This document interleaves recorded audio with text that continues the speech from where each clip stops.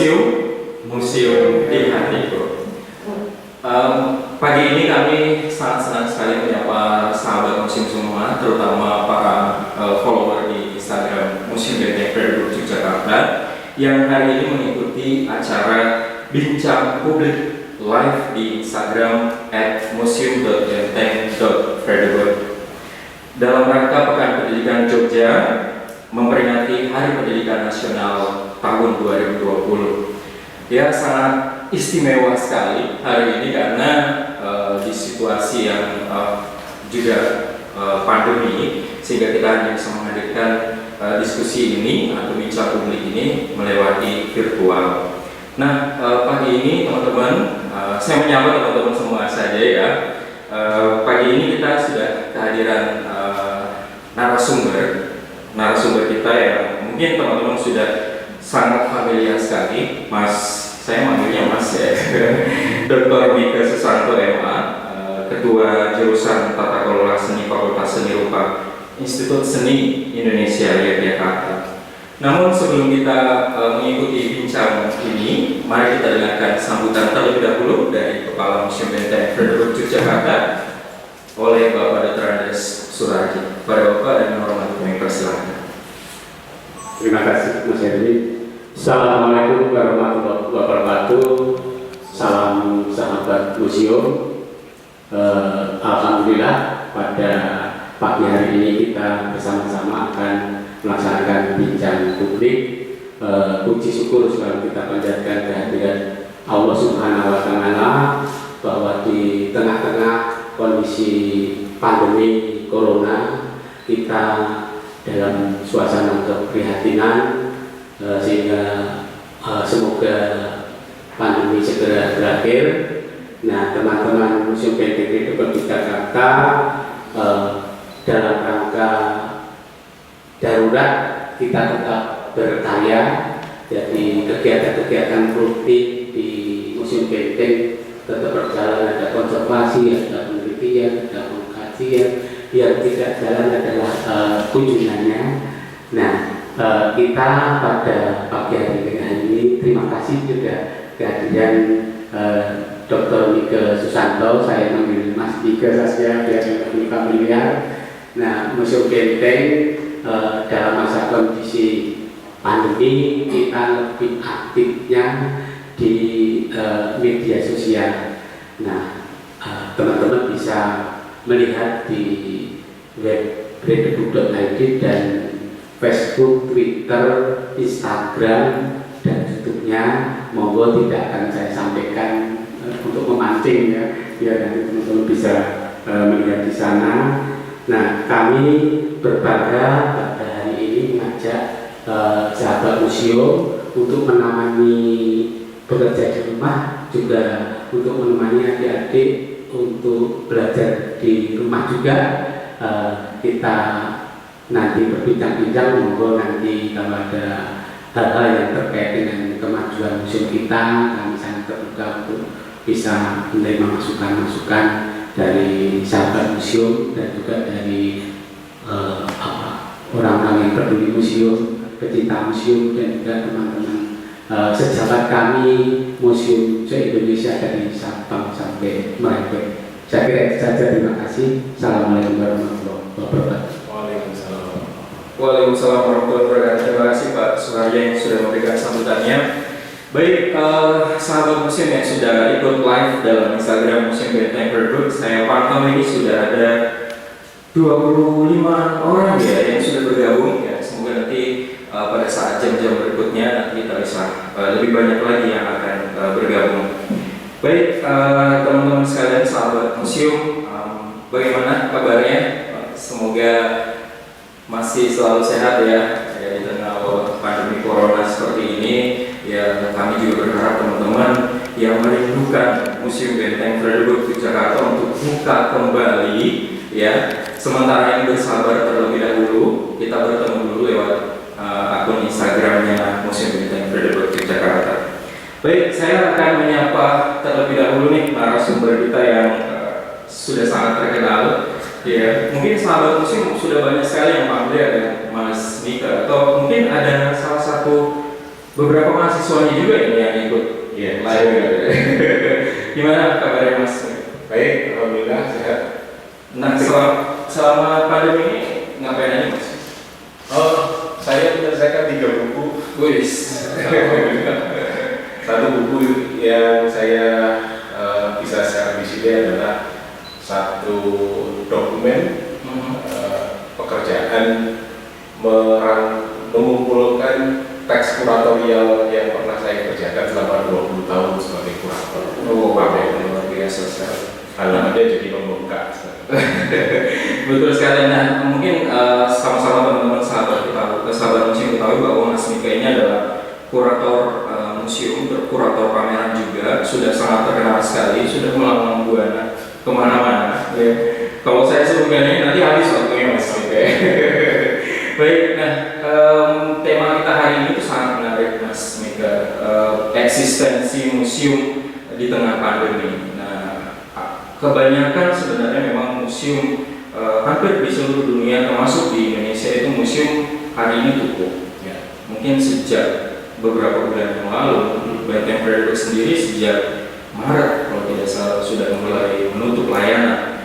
Nah, ini yang kemudian menjadi PR besar bahwa kenyataan bahwa pandemi ini membuat kita itu banyak yang berubah. Yang tadinya pelayanan secara offline, terus kemudian harus beralih pelayanannya menjadi online seperti itu. Nah, saya sebenarnya mau minta pendapatnya Mas Mika terkait dengan pelayanan online museum itu seperti apa sih sebenarnya Mas Mika? Baik, saya ingin mengawali dulu dengan melihat bagaimana bincang-bincang ini jauh lebih luas daripada persoalan online. Oke. Jadi karena judulnya juga eksistensi museum di tengah pandemi, jadi kalau kita sadari bahwa kita berada di satu situasi yang luar biasa, bersejarah, ini menjadi semacam kelemahan, tapi sekaligus juga sebagai kelebihan, karena kita memiliki batasan ruang, ya. Kemudian kita menjadi harus lebih kreatif dari itu semua. Oleh sebab itu, saya mengajak semua untuk bisa melihat sejauh mana sebenarnya eksistensi museum dalam konteks yang sangat hari-hari yang sangat bersejarah bagi kita semua di seluruh dunia. Nah, saya ingin menjabarkan ini dalam satu materi yang mungkin agak berbau-bau belajar di kelas gitu ya. Izinkan saya untuk membahas supaya nanti jaring pemikirannya tergambar dengan mudah gitu. Oke, terima kasih. Saya pakai contoh dulu. Jadi yang paling utama dulu adalah bahwa kita berada di satu tempat yang namanya museum. Jadi kita mulai dulu dari museum. Nah, karena kita bahasannya museum, jadi kalau misalnya lembaga lain mungkin bisa mengikuti. Nah, saya ingin menyadarkan dulu bahwa kehadiran museum ini tentu aja fungsinya satu sebagai tempat untuk upaya menjaga materi yang disimpan atau yang dikoleksi dan kemudian merawat. Ini yang paling banyak sampai sekarang. Tapi peran ini sudah mulai berubah sejak munculnya wacana bahwa museum juga sebagai problem solver. Nah, kalau sudah sampai di sini, maka persoalannya banyak. Jadi tidak hanya sekedar menjaga materi, merawat materi atau menyosialisasikan, tapi juga sampai kemudian ke problem solver. Satu titik di sini ya, kita berhenti di sini. Di satu titik yang lain, dalam sejarah perkembangan wacana permuseuman, kita mengenal adanya museum fisik, museum biasa yang sudah berkembang sejak era proto-museum. Proto-museum ini 1500-an Masehi. Ya.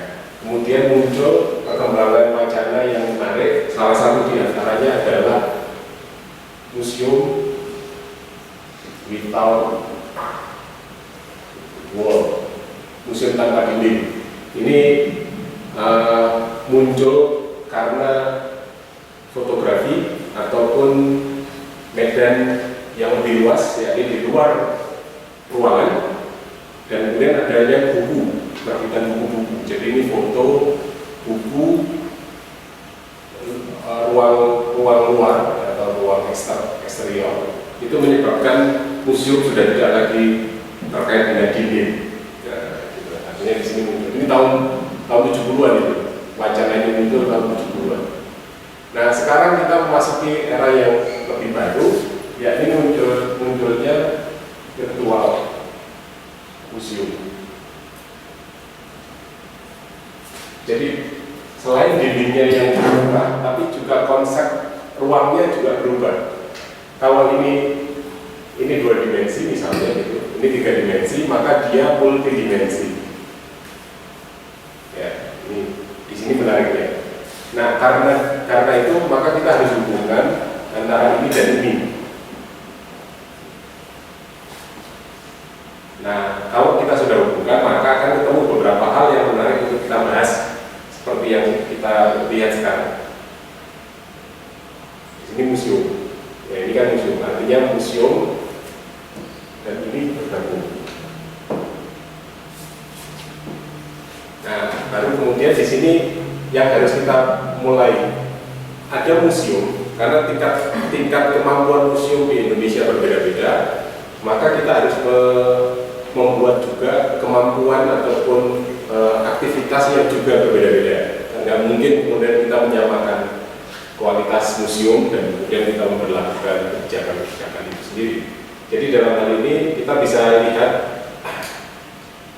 bahwa ada museum yang masih harus ada museum yang masih harus mengurusi diri sendiri.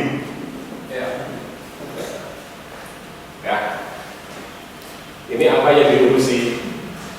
Ya, kualitas museumnya itu sendiri. Jadi ini pandemi harus diselesaikan dulu untuk kesehatan museum itu sendiri. SDM-nya benar dulu, sehat semua gitu. Jadi museum memecahkan problemnya sendiri. Ini kebanyakan di sini nih museum-museum kita di Indonesia. Jadi belum bisa pikir mungkin sampai seperti ini ya. Nggak semuanya. Jadi pandemi sebagai evaluasi diri. Nah, jadi ke internal gitu. Dan menjaga kualitas agar tidak turun. Seperti ini nih diurusi dulu. Jangan kesini dulu. Ya, itu yang pertama. Kalau sudah level pertama, ada level kedua, yakni museum yang menjadi problem solver untuk masyarakatnya sekitar. Kalau di sini di Badan Penduduk ya sekitar Malioboro atau DIY. Jadi sebagai pemecah masalah untuk masyarakatnya, masyarakat di sekitar museum dulu. Kita punya nggak kemampuan ini? Kalau kita punya, artinya di sini kakak saya ini agak detail. Ini paling tidak ada misalnya terjadi pun harus kita fasilitasi. Misalnya pun museum akhirnya menjadi ruang baru yang tidak berfungsi sebagai museum. Salah satu museum di sini misalnya untuk pengobatan atau untuk pendidikan yang sifatnya terbatas dan sebagainya. Ini masih memungkinkan. Artinya kalau masyarakatnya membutuhkan ruang yang lebih besar, ya kita harus mau tidak mau memperlakukan itu. Kemudian juga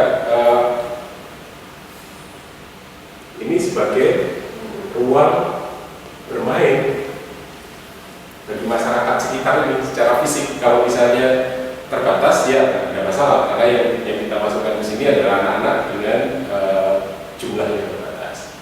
Nih, sedangkan yang ketiga adalah problem solver, museum yang mampu menjadi problem solver bagi bangsanya. Nah, ini yang agak berat lagi nih. Ini banyak ini.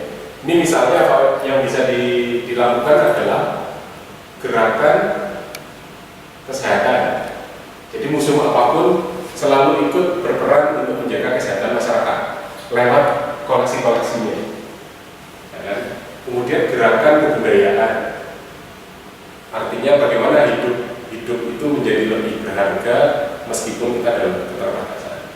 Gerakan sosial, artinya kalau misalnya ada anjuran pemerintah untuk melakukan social distancing atau physical distancing, itu bagian dari upaya kita untuk menjadi problem solver bagi masyarakat bangsa.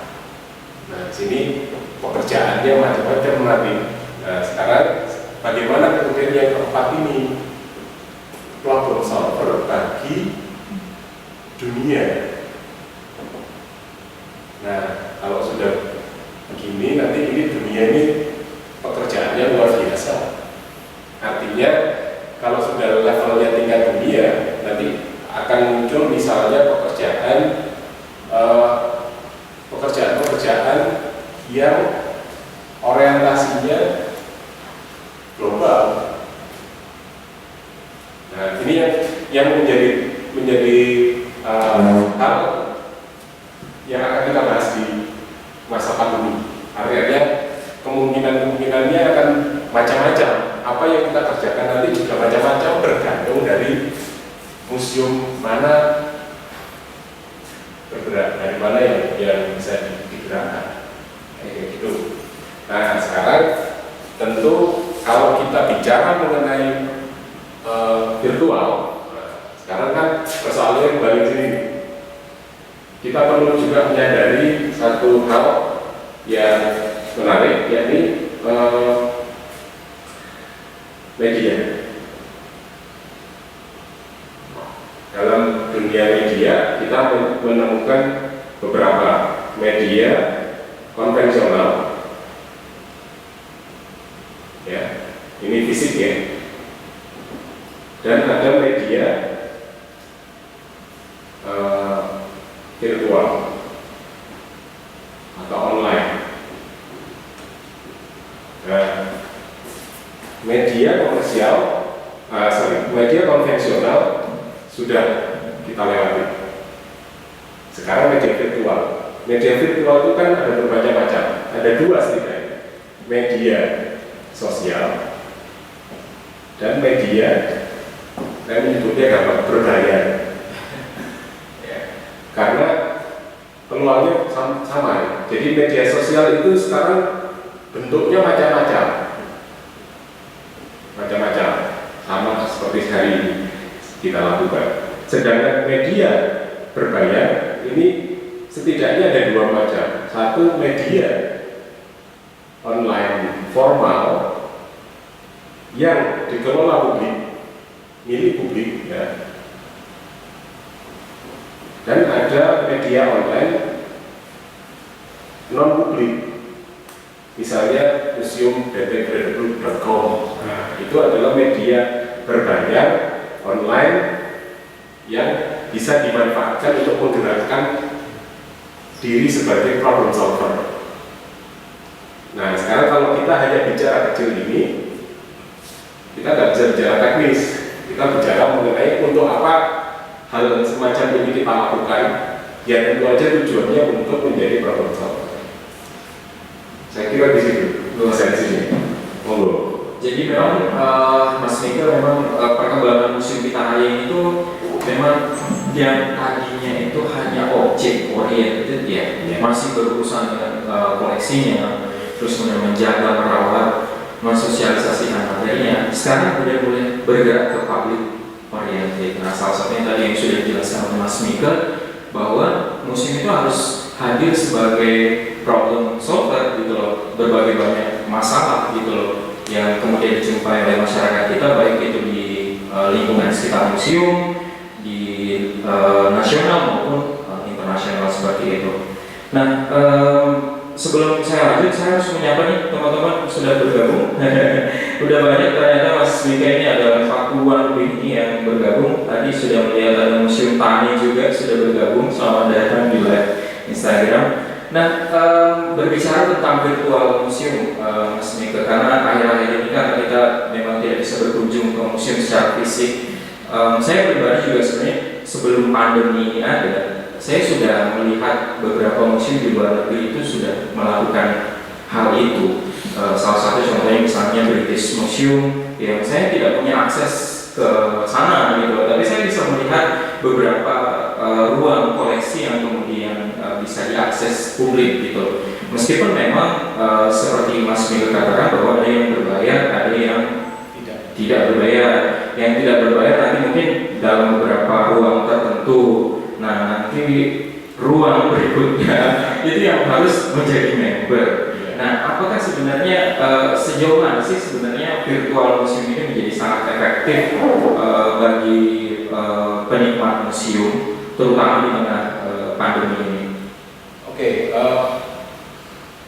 museum virtual itu hadir ketika misalnya teknologi sudah mulai canggih, sehingga siapapun wajib mengaksesnya, siapapun wajib untuk mengikuti arus derasnya teknologi.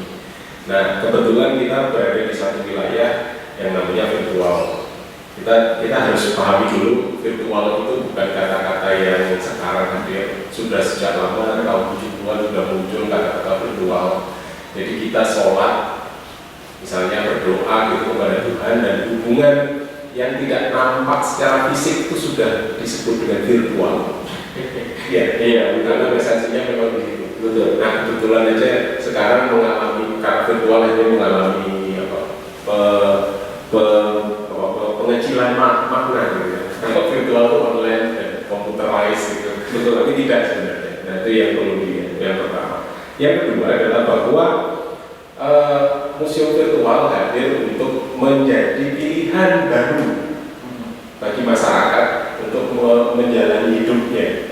Artinya sekarang kebutuhan seorang peneliti misalnya yang ingin mengakses salah satu materi yang akan dikajinya tanpa harus ke sana, ke ruang ke museum aslinya. Artinya sekarang tinggal memenuhi kebutuhan si peneliti itu untuk bisa menyampaikan kepada museum, dan kemudian museum bisa mendapatkan timbal baliknya. Nah, sekarang tinggal bagaimana kemudian museum virtual ini bermain sebagai sebuah sarana permainan itu sendiri. Nah, virtualisasi museum ini berimbas luar biasa. Yang tadi disampaikan soal virtual tour dan sampai berbanyak itu kan punya tujuan dari sosial sampai tujuan ekonomi benefit. Nah, artinya sekarang apakah kemudian kebijakan museum, setiap museum hal ini sampai pada taraf-taraf tertentu, maka harus kita kelola dulu konsep tentang virtual tadi itu. Apakah hanya sekedar untuk seneng-seneng, nggak ada maksud sampai ke tujuan ekonomi, atau hanya untuk sekedar eksistensi aja, tujuan lainnya nggak ada, atau hanya sekedar bagaimana kita dianggap punya kecakapan teknik gitu. Iya, nggak yang bahwa museum itu selalu kuno gitu.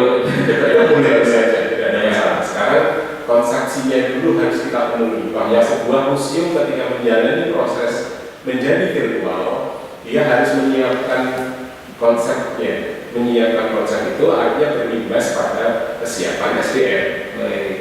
Nah, itu artinya nambah lagi satu perangkat yang sudah daripada yang sudah ada tadi, menjadi sebuah sebuah museum yang siap untuk dimasuki oleh berjuta-juta orang. Betul. Kita tidak bisa menghindari kalau misalnya Museum Battenberg dikunjungi oleh 1 juta viewers, itu kemudian ada banyak kebutuhan yang kemudian tidak jadi fasilitasi. Saya kan, betul saya. Itu jadi setiap museum boleh buka, tapi harus siap. Gitu.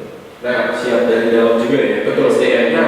Kesiapan itu pertama main SDM, tapi kemudian SDM-nya itu pun terpecah menjadi berbagai macam berbagai macam kebutuhan. Artinya kalau kita bicara mengenai perangkat, kita bicara tentang apakah mampu seandainya semua museum menjadi virtual dan kemudian di antara museum-museum yang sudah virtual tadi menjadi museum level dunia yang kemudian siap dengan segala resikonya. Artinya apa, data harus terjaga, itu kualitas foto aja yang ditampilkan juga harus kualitas nomor 1. Teksnya bilingual atau trilingual. Nah, itu kan bagian dari menjadi masyarakat global yang saya terangkan tadi. Jadi perkaranya banyak untuk masuk ke sana. Saya bicara di sini supaya kita semua sadar di belakang virtual ini loh. Betul. Ya. Jadi tidak hanya sekedar online, tapi kemudian banyak hal yang betul-betul kita harus benahi bersama gitu. Dan itu membuka pikiran kita bersama bahwa museum itu memang tidak boleh berjalan di tempat gitu ya. Dan kemungkinan besar nanti profesi museum itu tidak hanya terbatas pada kurator, tidak terbatas pada konservator, tapi nanti juga akan ada yang kebagian multimedia yang juga luar biasa fungsinya. Ya, betul. Baik Mas Mika, ini sudah ada beberapa pertanyaan dari teman-teman. Kita sapa dulu nih yang ikut online di Instagram. Udah ada beberapa pertanyaan yang masuk. Wah, udah banyak sekali nih Mas Mika. Silakan. Coba nanti kita jawab satu persatu. Ini ada @fight.din ya. Dian. Kak, kalau online dan offline itu perbedaan spesifiknya apa ya? Kira-kira itu coba dijawab dulu Mas. Kalau misalnya kita bicara mengenai offline dan online, offline itu kan sejatinya fisikal, ya, bersentuhan secara fisik. Kalau virtual itu sifatnya non fisikal. Jadi ada banyak hal pekerjaan di antara dua itu sendiri perbedaannya sangat signifikan. Satu, kalau museum itu masih berlaku untuk offline, artinya dia siap untuk menjadi ruang-ruang yang berguna, di antaranya misalnya riset. Artinya sebuah riset akademis yang profesional itu tidak boleh hanya melihat gambar. Artinya kita nggak boleh cuma online, nggak cukup, nggak boleh, apalagi kalau misalnya riset lukisan gitu.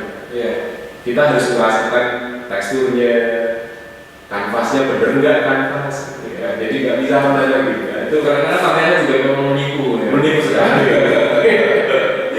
Ya, betul, itu satu. Yang kedua adalah bahwa kalau kita secara offline kita bisa kemudian minta izin kepada pihak museum untuk melihat storage misalnya. Ada beberapa museum yang dibolehkan, betul. Artinya storage itu menjadi bahan yang luar biasa untuk menimbulkan ide bagi masyarakat untuk misalnya melakukan riset selanjutnya, untuk melakukan kerjasama selanjutnya dengan pihak museum. Itu offline yang nggak bisa ditawar oleh online. Nah, kemudian yang penting lagi adalah kita bicara tentang display misalnya di ruang pamer. Kita itu jelas beda ya. Kalau ke virtual tour sama langsung gitu kan beda ya. Jelas. Masa kita foto sambil pakai jadi kita merasakan betul kehadiran realitas di depan kita itu jauh lebih berharga daripada kita melihat virtual. Jadi munculnya perasaan baik perasaan estetik maupun perasaan spiritual maupun perasaan emosional itu ketika melihat sesuatu gitu. Jadi saya pernah merasakan itu misalnya di Res Museum. Itu melihat pistolnya Westerling. Saya lihat itu sampai bergidik saya. bisa dibayar Western dengan ini kita jadi bermasalah gitu. Perasaan kita campur aduk. Nah itu kejujuran itu yang kita perlu ungkapkan ke banyak orang, ke publik, supaya kita merasakan bahwa offline itu itu lebih kurang gitu lah. Iya. Cuma memang kalau yang online itu memang menghilangkan jarak yang jauh itu sebenarnya. Ya, kelebihannya kalau online adalah kita melihat semuanya dalam satu waktu cepat. Iya, betul. Instan. Artinya kita bisa melakukan pemetaan koleksi yang dimiliki oleh museum. Betul. Sehingga kita bisa merancang waktu dan jadi online itu kayak media awal supaya kita bisa mengenal lebih jauh media offline. Oke. Semoga terjawab ya. @5.dim ini masih ada mas begini dari @win.change. Apakah pandemi corona sangat berpengaruh sampai museum harus mengurus diri sendiri? Nah ini ada. Ini Mas Rino mungkin bisa kasih saran atau apa gitu ya maksudnya kembali. Ya, silakan. Saya tidak tahu apakah ini teori konspirasi atau ini gejala alam ya. Karena virus ini seperti muncul pada saat kita mulai merasakan revolusi 4.0. Betul. Jadi antara revolusi dan pandemi itu kayak keping mata uang. Kalau kita nggak pakai salah satu atau tidak mengalami salah satu, nggak bisa. Jadi otomatis kita merasa bahwa inilah saatnya untuk melakukan proses-proses berikutnya, langkah-langkah berikutnya, atau hidup berikutnya, agar kita bisa lebih siap menghadapi masa depan. Kita tinggal 25 tahun menuju 45 kedua. Artinya sebentar lagi, umur saya juga masih ya, itu kita sedang berada di satu pintu yang oleh pandemi ini rasanya itu negara-negara yang semula agak terlalu jauh ini menjadi didekatkan dengan negara-negara maju. Jadi ini kesempatan buat kita semua agar bisa melangkah lebih cepat dari sebelumnya. Media sudah memberi kesempatan, media memberi kita peluang untuk melaksanakan melaksanakan tujuan kita di masa-masa depan. Untuk apa kita berada di sini, untuk apa bangsa Indonesia ini ada, itu termasuk. Nah, kaitan dengan misalnya museum yang ngurusin diri sendiri, itu terjadi di Indonesia banyak sekali, karena museum di Indonesia ada museum milik negara, milik pemerintah maksudnya, ada museum milik privat atau museum milik perusahaan-perusahaan yang kadang-kadang fungsi pendiriannya tidak dengan orientasi yang setara. Artinya akan ada banyak museum yang terimbas untuk tutup gara-gara tidak bisa ngurusi diri sendiri. Betul, eman-eman sebenarnya. Jadi kalau kita mau membuat satu langkah dengan media virtual, misalnya kemarin kita masih lemah di sisi desain ruangnya, ya kita benahi di sisi virtual. Artinya kita melaksanakan pembelajaran animasi 3D misalnya untuk ruang pamer, untuk virtual tour misalnya, sehingga kita bisa melaksanakan sosialisasi museum maupun menjadi pemecah masalah di masyarakat melalui koleksi kita. Di masa depan bisa jadi kolektor adalah museum. Tidak perlu punya rumah, karena sudah punya ini media virtual, sehingga kita bisa memanfaatkan bahwa semua orang bisa jadi museum. Ini museum. Iya, betul sekali. Jadi itu ya, semoga menjawab ya. Jadi ada lagi, Mas Mika, sebelum kita lanjut lagi pembahasannya, satu lagi. Ini dari @Yohana Christian. Apa yang dimaksud museum yang menjadi problem solver bagi bangsa? Nah ini boleh dijelaskan. Baik. Memang tidak semua museum mampu menjadi problem solver, terutama yang masih melewati dirinya sendiri dulu. Jadi kita melaksanakannya sampai pada tahap-tahap tertentu. Kalau misalnya dalam skala problem solver bagi bangsa, setidaknya tujuan menjadi pemecah masalah bangsa adalah untuk membantu bangsa kita, pemerintah kita menggulirkan kebijakan-kebijakannya agar bangsa ini selamat, misalnya bangsa ini melewati krisis misalnya, itu pemecah masalah. Museum menjadi sangat penting kehadiran untuk memberikan penerangan, jadi juru penerang gitu. Atau memberikan satu solusi yang sifatnya parsial bagi bidangnya masing-masing, misalnya museum pertaniannya di bidang pertanian, museum perjuangan di bidang perjuangan pendidikan, perjuangan itu akan menjadi sangat berguna. Nah, bangsa ini itu kan luar biasa banyak, variasi rasnya, variasi agamanya, variasi ideologinya, satu di Pancasila. Nah, itu kan perlu museum yang sebanyak mungkin, Bang.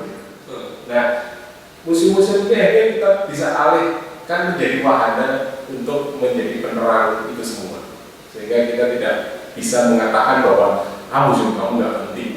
Nah, artinya museum nggak penting itu dia belum menjalankan perannya sebagai promotor.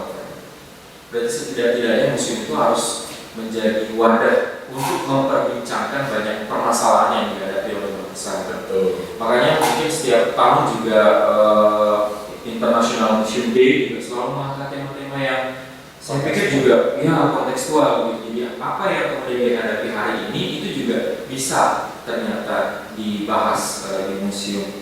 Nah, Mas Miko balik lagi nih ke virtual museum ini. Saya sebenarnya tertarik pada data. Nah, nanti kan kalau virtual museum ini kita memotret memotret ruang koleksi atau memotret bahkan koleksi sedetail itu. Nah, bagaimana sih sebenarnya mengatasi yang namanya kayak misalnya pencurian data mungkin, atau bisa aja nanti dijadikan semacam menduplikasi koleksi mungkin. Nah, itu bagaimana sebenarnya, Mas? Oke, perkara data ini hampir tidak bisa kita pecahkan sampai hari ini. Kita tahu pemilik Google itu ya orang. Betul. Tiba-tiba kita di sadel Google-nya seluruh dunia kacau. Betul. Selesai kan? apa kata kita tentang data itu sudah habis rasanya. Sekarang yang perlu dijaga adalah data. Artinya apapun yang kita keluarkan kita siap bahwa kalau seandainya ada problem di jalan, di lapangan, kita menyiapkan kebijakannya. Nah, itu yang jauh pertama yang lebih harus disiapkan. Artinya kebijakan mengenai penguliran dokumen atau arsip yang akan kita berikan kepada publik itu harus dijaga oleh undang-undang. Itu yang paling penting. Pemerintah sangat berperan. Lebih ke regulasi. Ya, regulasi pemerintah penting. Dan kemudian pemerintah bisa pusat, bisa daerah, bisa dinas misalnya untuk yang lebih kecil misalnya, agar bisa melindungi aset-asetnya. Nah, itu kebijakan seperti apa itu masalah teknis lagi detail. Nah, kemudian satu sisi lagi kita masih harusnya tetap mampu menjaga artefak atas data itu. Artinya kalau memang data itu sudah keluar, kita masih punya backup yang namanya artefak tadi. Kertas aslinya, aslinya itu, jadi benda aslinya itu. Nah, ini sudah menjadi aset yang luar biasa untuk menjadikan orang harus kembali berkunjung ke museum. Karena yang kita keluarkan itu kan resolusinya kecil. Kalau agak gede ya paling kecil. Atau diberikan watermark. Watermark itu kan hanya sekedar perantara agar mereka bisa lihat langsung. Artinya pemanfaatan data harus sampai sejauh bagaimana orang harus kembali ke museum.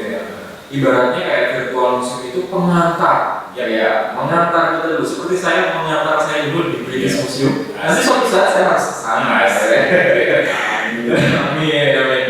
Baik, Mas Miko, ini perbincangannya sangat menarik sekali. Ya, kita coba lihat lagi, ada beberapa pertanyaan lagi yang masuk. Ini dari @fudge.anur46. Apa yang pekerjaan yang orientasinya global selama ini? Pekerjaan kita mungkin orientasinya lokal. Maksudnya pekerjaan museum ini. Kenapa sih? Bagaimana sih bentuk orientasi global sistem kerja museum? Ada pepatah yang mengatakan act lokal, think global. Ya.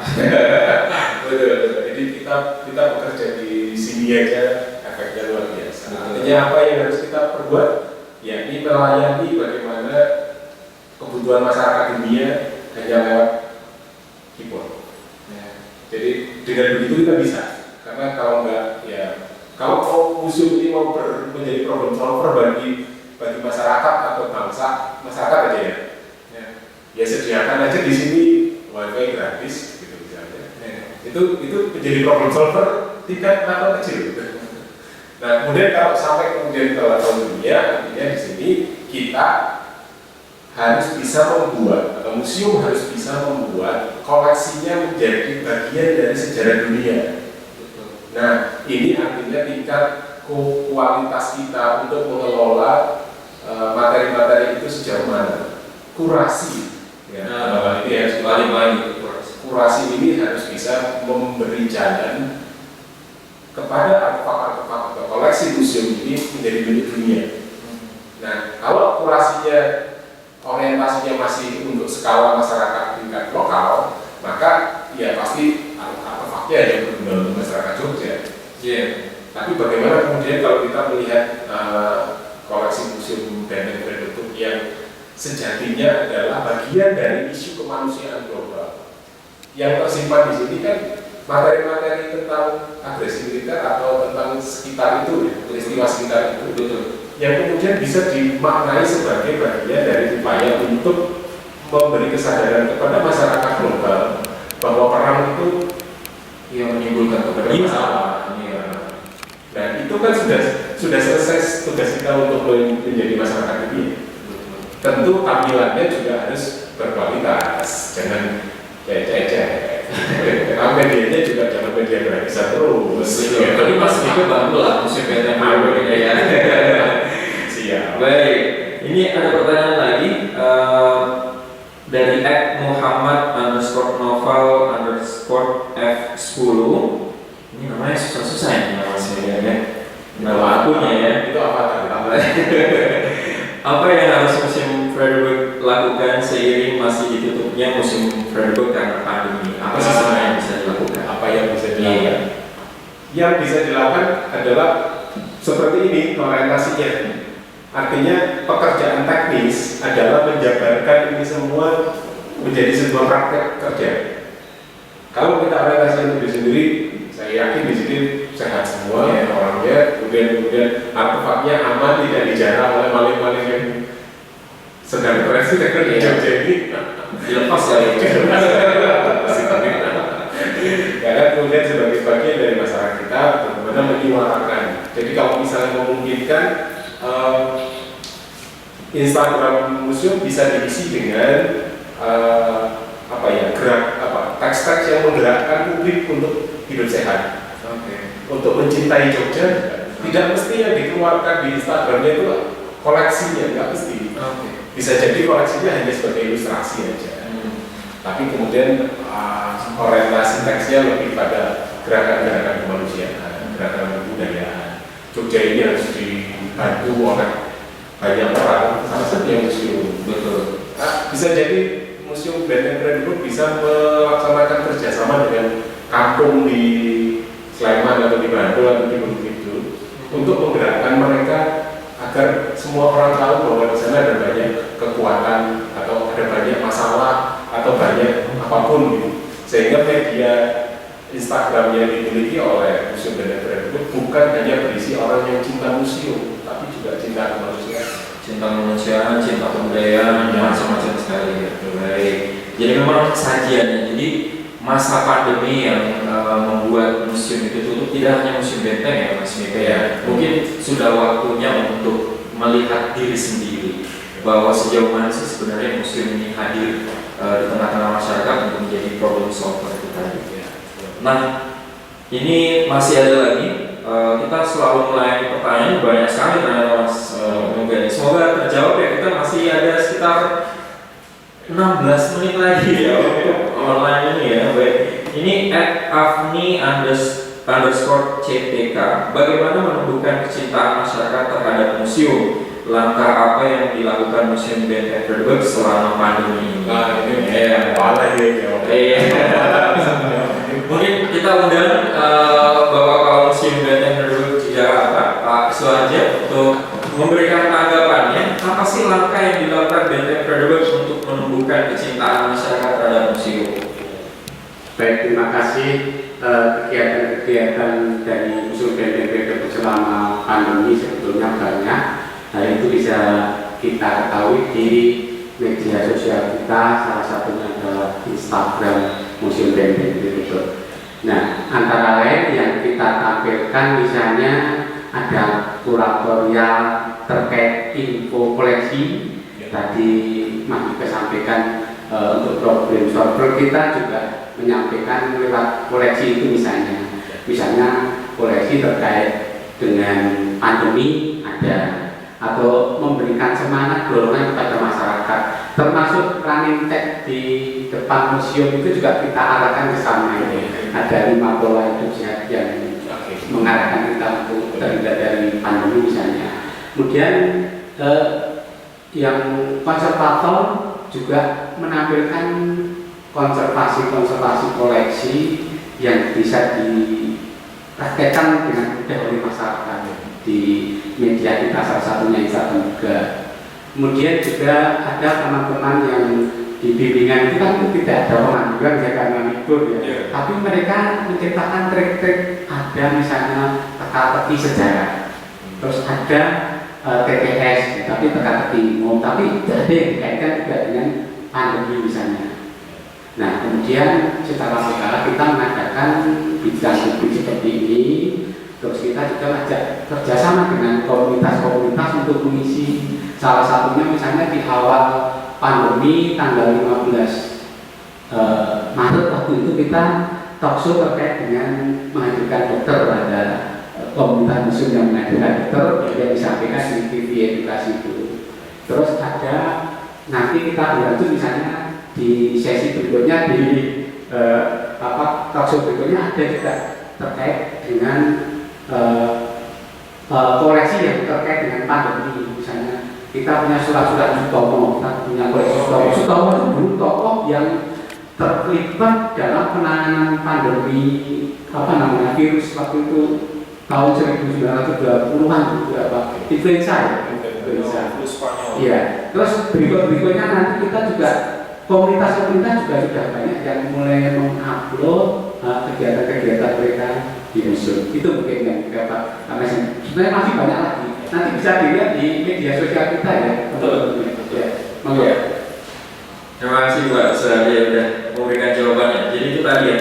Nah, ada pertanyaan menarik ini. Saya scroll ini Mas Mika ini dari Museum Dr. Yap. Ini menarik sekali sebenarnya. Saya juga sebenarnya mau bertanya soal ini terkait dengan virtual museum, Mas Mika. Apakah virtual museum itu selalu relate dengan teknologi yang harus canggih, ya. Terus kemudian bagaimana jika museum itu tidak bisa menghadirkan teknologi yang canggih, tapi dia masih tetap pengen eksis gitu di tengah pandemi seperti ini? Dunia virtual itu macam-macam. Jadi ada banyak cara untuk bisa mempresentasikan diri. Mulai dari SMS, kalau masih SMS ya. Udah lama gitu ya. Yang jelas pager sudah tidak ada. Betul. Apalagi fleksibel gitu. Media ini banyak sekali. Artinya kalau kita tidak mampu untuk menjalani media sosial yang sifatnya visual, kita masih bisa audio maupun teks. Artinya sejauh mana kita mampu kita buat. Yang paling penting adalah bagaimana unsur keterbacaannya itu dimudahkan oleh media itu sendiri. Jadi kita akan mampu menjadi bagian dari masyarakat bahwa kita peduli tentang sesuatu dari itu. Maka tentang koleksi kita itu menjadi bagian dari pelajaran dari masyarakat. Nah itu yang lewat WhatsApp tiap pagi saya membagikan gambar-gambar lukisan. Artinya kan saya sendiri berperan sebagai museum kan? Iya. Meskipun saya nggak punya museum. Nah, kayak gitu, buku transfer satu alinea tentang buku apa itu setiap pagi ke teman itu bagian dari upaya menjabarkan diri bahwa kita sedang membaca apa. Karena kebiasaan untuk mentransfer pengetahuan itu kayak sarapan pagi, sarapan wajib lah kita. Jangan sampai diam supaya teman-teman kita juga sama-sama pintar, jangan pintar sendirian. Jadi memang tidak mesti harus relate dengan teknologi canggih lah ya. Tapi banyak hal sebenarnya yang kemudian bisa kita lakukan. Ya entah itu kemudian bercerita tentang koleksinya atau proses bekerja di museum, konservatorialnya seperti apa. Profesi di museum itu Jadi ya museum dokternya yang bertanya ya kami menunggu sebenarnya. Ya nanti saya sedang menunggu sebenarnya apa saja koleksi dokternya. Oh iya. Seorang dokter gigi punya lukisan Sujoyono itu kan luar biasa. Iya, itu sebenarnya harus kita angkat ya. Iya, betul. Baik, Mas Mika, ini tinggal 10 menit lagi. Mungkin ada satu pertanyaan lagi yang mungkin bisa Mas Mika jawab sebelum kita minta statement akhir untuk menutup bincang kita hari ini. Nah, strategi apa yang ini dari Meddinar Sagita, ya? Strategi apa yang dapat dilakukan museum untuk membuat koleksi yang ada di museum untuk menjadi bagian dari sejarah dunia? Oke, ini problem teknisnya luar biasa sulit. Ya, artinya kalau konsep kita atau impian kita untuk menjadikan materi yang kita miliki menjadi bagian dari isu global, ya. Jangan sejarah global terlalu berat gitu ya. Tapi mungkin. Artinya kita harus mampu membaca dulu arus global itu sendiri. Bagaimana museum-museum besar yang dulunya juga sama seperti kita, tidak dikenal di mana-mana, cuma dikenal di Italia misalnya atau di Inggris saja, tapi kemudian bisa mengglobal. Karena apa? Kebutuhan atas kurikulum pendidikan itu memasukkan mereka sampai ke wilayah kita. Nah iya, kita belajar tentang lukisan Mona Lisa dari mana? Dari kurikulum kan? Kita nggak disuruh ke sana sama guru-guru kita. Kita lihat dulu Mona Lisa. Nah, artinya ada strategi yang tidak bisa dijalankan oleh museum secara sendirian. Harus ada strategi kebudayaan yang lebih besar. Pemerintah menjadi pembuka jalan. Hari ini kita diserang oleh K-pop. Apa yang sesungguhnya dilakukan oleh orang Korea? Mereka memberi jalan kepada industri kreatif mereka untuk bisa disebarluaskan. Satu, harus banyak dulu. Kalau produknya sedikit, nggak mungkin disebarluaskan ke seluruh dunia. Betul. Yang kedua, pemerintah memudahkan untuk pemerintah Korea maksudnya, memudahkan agar negara lain menerima. Itu kan nggak gampang. Ya kan? Kemudian satu, media teknologinya dijuinkan semua, disamakan semua, sehingga apa yang tampil di Korea sama baiknya dengan yang ditampilkan di Jawa, di Jogja misalnya. Yang kita lihat sekarang seperti yang ada di sana. Nah, artinya apa yang menjadi impian kita untuk mengglobaliskan materi arsip artefak yang dimiliki museum itu sebenarnya contoh kecil untuk mengglobalkan bangsa ini. Oke, baik. Bagian yang penting dalam perkembangan. Sebenarnya luar biasa sekali Mas Mika hari ini. Sahabat museum yang masih tetap setia online di @museum.batman.very.Jakarta, kita sudah sampai di sesi akhir bincang publik kita yang membahas tentang eksistensi museum di tengah pandemi. Saya minta sebenarnya statement terakhir Mas Mika. Pemerintah sekarang sudah menggalakkan, terutama Presiden Joko Widodo sudah mewanti-wanti bahwa untuk sekolah di rumah, beribadah di rumah, bekerja di rumah. Nah, dalam konteks museum ini, bagaimana museum kemudian dapat mendukung kebijakan sekolah dari rumah yang dicanangkan oleh pemerintah? Oke, saya sih hanya berharap kepada semua orang, semua pihak, termasuk saya sendiri, untuk jauh lebih kreatif dari yang sebelum-sebelumnya. Jadi dalam konteks ini kita tidak bisa berdiam diri menunggu untuk untuk bergerak meskipun dengan keterbatasan. Jadi kita tidak bisa kemudian berpangku tangan menunggu perintah gitu yang kemudian akan bergerak. Saya senang bahwa hari ini ada anak muda yang sudah mulai bisa membantu semua orang, semua lembaga yang terkait dengan misalnya museum atau bidang kebudayaan lainnya itu untuk bergerak memajukan diri. Jadi ini saya kira kesempatan yang bagus untuk bisa mendapatkan momen lahirnya kembali bangsa Indonesia pasca pandemi. Baik, jadi memang yang kita utamakan adalah inisiatif dari pihak museumnya yang memang harus bagaimanapun bentuknya, nggak mesti harus berpikir tentang virtual museum yang tadi terkait dengan teknologi yang luar biasa, tapi kemudian banyak inovasi yang kemudian teman-teman museum bisa lakukan. Baik teman-teman sahabat museum, saya pikir di Museum Benteng Brebes di Instagramnya sudah mulai banyak ini Mas Mika yang bertanya, tapi memang tidak bisa kita layan satu persatu karena kita cuma 1 jam. Butuh ada sesi kedua. Ya nantilah kita bicarakan Mas Mika. Ini momen sangat langka sekali kita bisa menghadirkan Mas Mika Susanto untuk menjelaskan tentang eksistensi museum di tengah pandemi ini. Beberapa agenda juga terkait dengan Pekan Pendidikan Jogja didukung oleh Museum Benteng Brebes Yogyakarta yang sudah diupload di Instagram. Berbagai banyak kegiatan yang kemudian bisa teman-teman akses, mulai dari ada bincang-bincang, mulai dari ada juga dongeng dan lain sebagainya, itu sudah diupload oleh Museum Benteng Brebes di akun Instagramnya.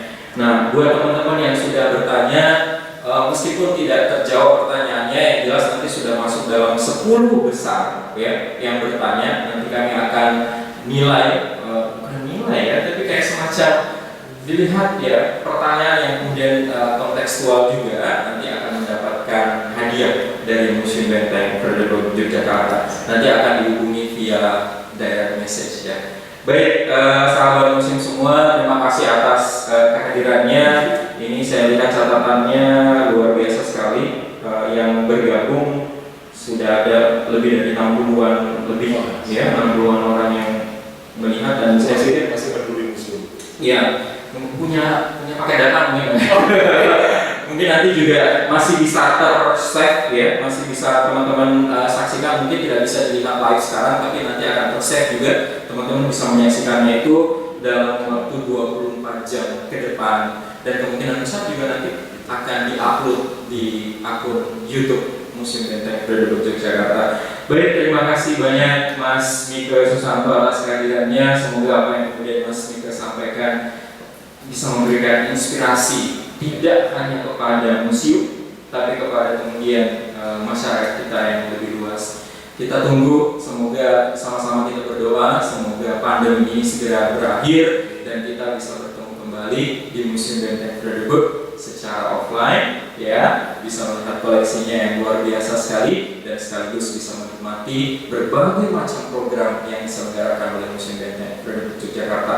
Saya Erwin pamit undur diri mewakili seluruh petugas museum ya yang bekerja mulai dari pagi sampai sekarang ini menyiapkan semuanya terkait dengan bincang kita hari ini. Mengucapkan terima kasih atas kehadiran teman-teman di Instagram. Sampai ketemu lagi dalam bincang publik selanjutnya. Wassalamualaikum warahmatullahi wabarakatuh. Salam sahabat museum, museum di hati.